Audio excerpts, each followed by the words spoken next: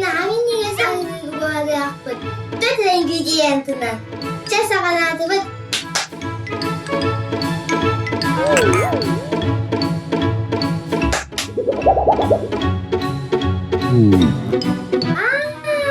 Asas talaga. Ba't takdan tutkalan?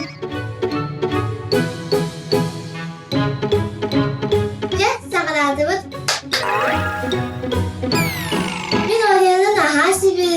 Bir gün bizi babamdan bir ojaya kadar.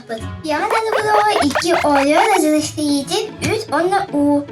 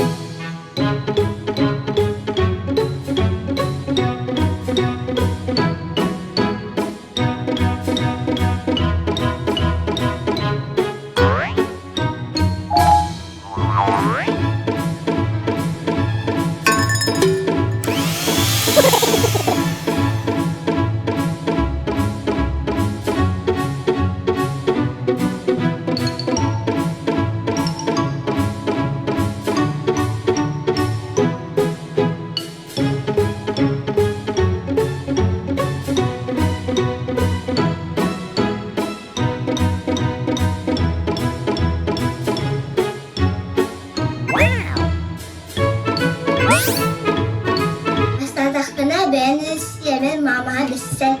Çaldı değil. Anınızda kısmet hadi.